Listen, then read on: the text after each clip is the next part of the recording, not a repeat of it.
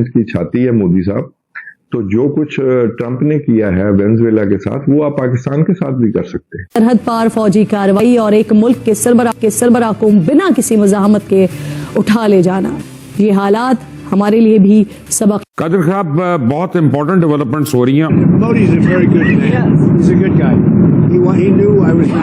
एक game plan जो है मेरा ख्याल रीजनल पावर्स को वो तरतीब दिया जाने लगा। अमेरिका, अच्छा हुआ कि भारत के पास अपनी ताकत है, अपनी सेना है, अपनी रणनीति है, वरना अमेरिका की जो तैयारी थी, जो प्लानिंग थी, वो वाकई में बहुत खतरनाक। भाई दहशतगर्द हमलों के पस्से पर्दा मंसूबा साजों को पाकिस्तान से भी इसी तरह जो है वो भारत लाया जाए। मतलब जिस तरह का ऑपरेशन अमेरिका ने वेनेजुएला में किया है, तो पाकिस्तान के अंदर भी जो है वो इस तरह का एक ऑपरेशन किया जाए।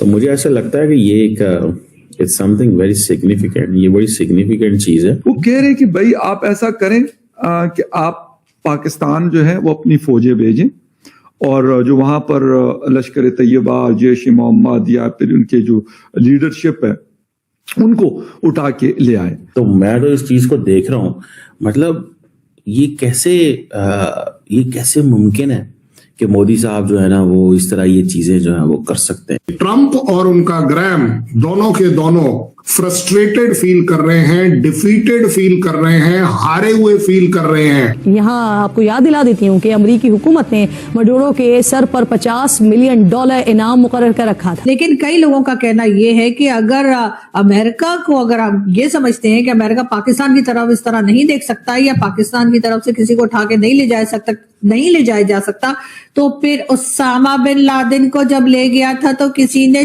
चूं भी क्यों नहीं की। हम लाते हैं टॉप शोज और अनलिमिटेड एंटरटेनमेंट सिर्फ यूट्यूब पर। अगर आपने अभी तक हमारा चैनल सब्सक्राइब नहीं किया तो अभी सब्सक्राइब करें और बेल आइकॉन को क्लिक करके हमारी लेटेस्ट वीडियोस के बारे में अपडेट जानें। दरअसल अमेरिकी राष्ट्रपति डोनाल्ड ट्रंप ने कहा है कि अगर नई दिल्ली रूसी तेल मुद्दे पर मदद नहीं करता है तो अमेरिका भारतीय इंपोर्ट पर मौजूदा टैरिफ को बढ़ा सकता है। कहते हैं जिसके पास ताकत नहीं होती उसके साथ इंसाफ नहीं होता, और आज की दुनिया में ये कहावत सबसे ज्यादा अगर किसी देश पर लागू होती है तो वो है अमेरिका। मिसाल के तौर पे जो फलस्तीन में हुआ गजा शजा वो तो हम डिस्कस नहीं करेंगे, लेकिन वेनेजुएला के अंदर वो भी तो एक आप उसे डेवलपिंग कंट्री कह लें, थर्ड वर्ल्ड का कंट्री कह लें, सैंक्शंस थी, व्हाटएवर जो भी था, तो इंडिया ने कोई स्टेटमेंट उस पर जारी नहीं की। It is a fear of Trump का खौफ है, या कि हालांकि आपको तो तेल चाहिए, तो तेल तो आप सैंक्शन रशिया से भी लेते हैं, तो ये क्यों इंडिया की स्टेटमेंट इतनी वीक है? बहुत सारे लोगों का कहना यह है कि इंडिया बड़ा मुल्क होने के नाते उसको थोड़ी तगड़ी स्टेटमेंट देनी चाहिए, एम्बिगुअस स्टेटमेंट नहीं देनी चाहिए। या आप समझते हैं कि नहीं, आपका इंटरेस्ट इतने ज्यादा उस खित्ते में नहीं है, सो यही स्टेटमेंट जो फॉरेन ऑफिस की आई है यही बनती थी।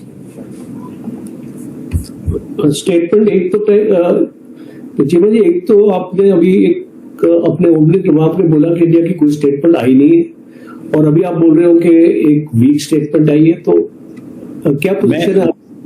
मैं जो मैं कहना चाह रहा हूं वो ये है कि जो स्टेटमेंट आई है वो कोई स्टेटमेंट नहीं है, वो मतलब ऐसा ही है कि हम बड़े कंसर्न हैं। मतलब कंसर्न क्या होता है? मतलब वो तो कोई स्टेटमेंट ही ना हुई ना। मतलब आप 1.4 बिलियन की पॉपुलेशन को लीड कर रहे हो, ग्लोबल साउथ के लीडर हो, और आप स्टेटमेंट इस तरह की जारी करें कि वो अगर ना भी जारी की जाए तो गुजारा हो सकता था। मेरा ये उसमें कहने का मकसद। तो पाकिस्तान की क्या स्टेटमेंट आई है? हमारा तो उसमें, हम तो ग्लोबल साउथ की लीडरशिप की क्लेम ही नहीं ना करते ना। Nobody is claiming any leadership of any, कहते हैं ना, इंडिया अक्सर कहते हैं। नहीं, वो तो आपकी इंटरप्रिटेशन है। We are not claiming any leadership of any global north और global south. We are one of the stakeholders of इसको ग्लोबल नॉर्थ, इसको ग्लोबल साउथ। तो हम कोई अपनी लीडरशिप का वहां कोई दावा नहीं पेश कर रहे हैं, पहली चीज ये है। और दूसरी, I just read this statement. recent developments in Venezuela are a matter of deep concern. Trump और उनका ग्रैम दोनों के दोनों फ्रस्ट्रेटेड फील कर रहे हैं, डिफीटेड फील कर रहे हैं, हारे हुए फील कर रहे हैं कि भाई साहब वो 25% काम नहीं आए, क्योंकि आपने जब 25% लगाए थे तो आपने तो तोप चलाई थी इंडिया को घुटनों पर ले आएंगे, इकोनॉमी को तोड़ देंगे। यहां तो उल्टा इकोनॉमी राइज हो गई, इंडियन पब्लिक जो है खुश हो गई। कहां डर फैला हुआ था कि 25% लगेगा और 25% नॉर्मल लगेगा और 50% के हिसाब से अगर हम पर लगेगा तो यहां तो महंगाई बढ़ेगी।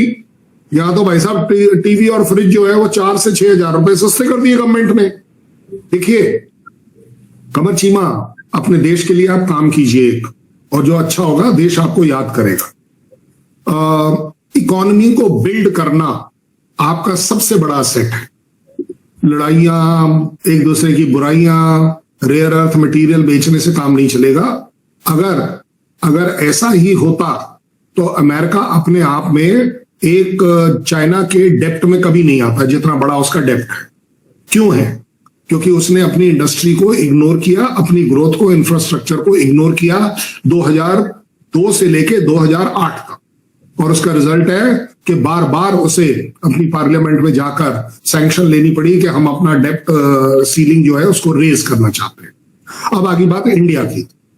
पहली चीज, पॉइंट ब्लैंक इस समय ये प्रूव होता है 50% tariff has been defeated by India.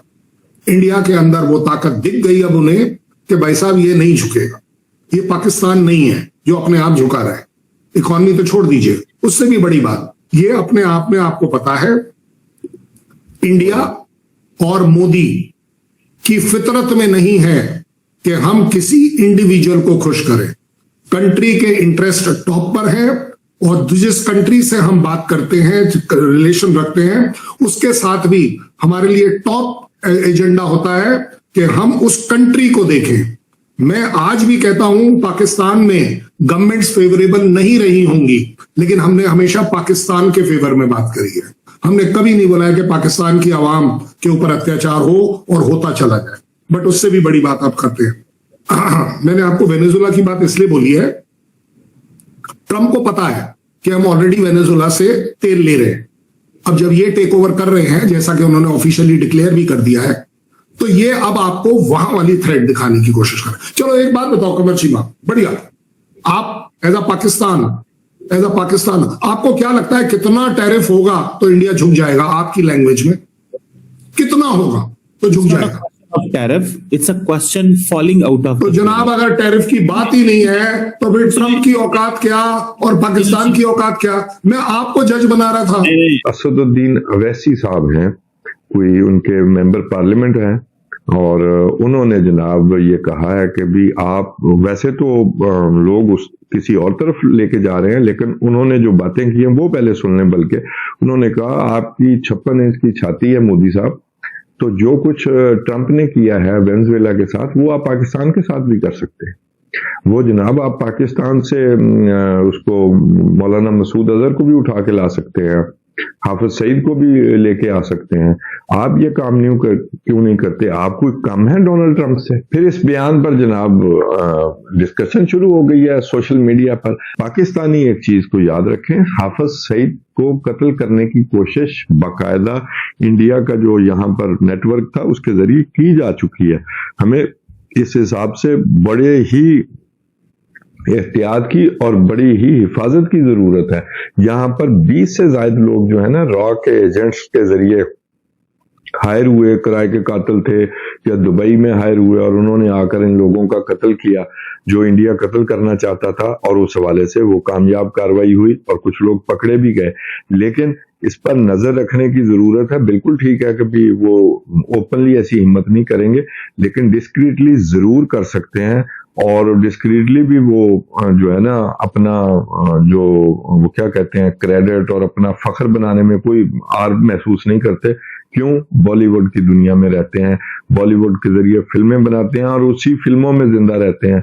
आप वो देखिए, वो फिल्म आई है, क्या उसका, धुरंधर नाम है शायद, अगर सच्चा मैं अगर सही नाम ले रहा हूं, तो उसमें वो जिस तरह वो करैक्टर जो है वो एक रॉ का एजेंट है वो शामिल होता है और जिस तरह उसको हीरो बनाया जाता है, टोटली वो डिफरेंट स्टोरी बना दी जाती है, जबकि असल स्टोरी जो है वो बिल्कुल कुछ और है। तो आपको ये वीडियो कैसा लगा कमेंट बॉक्स में जरूर लिखिए। इस वीडियो को लाइक कीजिए, शेयर कीजिए, सब्सक्राइब करना ना भूलिए आपके चैनल EFCZ को। मिलते हैं अगली वीडियो में। जय हिंद।